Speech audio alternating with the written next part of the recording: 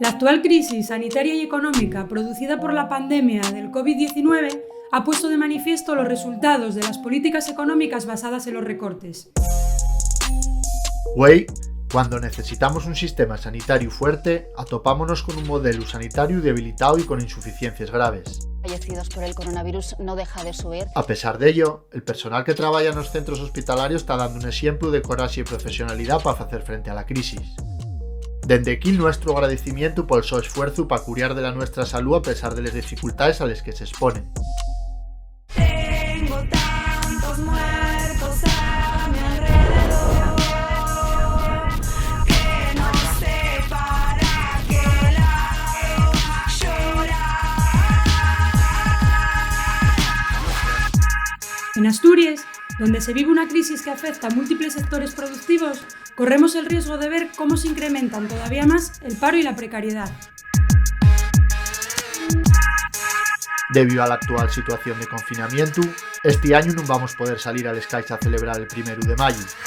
Pero que no se engañen, porque vamos a seguir defendiendo los nuestros derechos con uñas y dientes.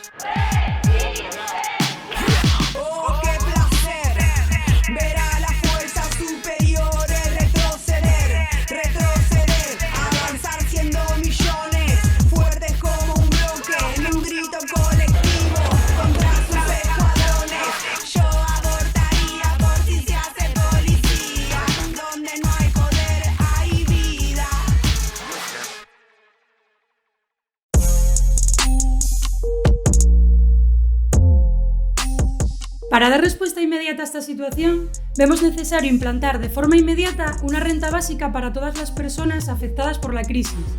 Y a partir del momento en que se levanten las actuales medidas de confinamiento, llamaremos para salir a las calles a defender una salida social de esta nueva crisis frente a las presiones de los poderes económicos y a los intereses del capital.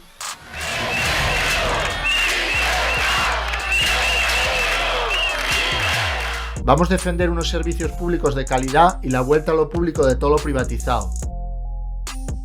Seguimos creyendo que otro sistema es posible y necesario, güey más que nunca, y son las clases trabajadoras les que han de construirlo.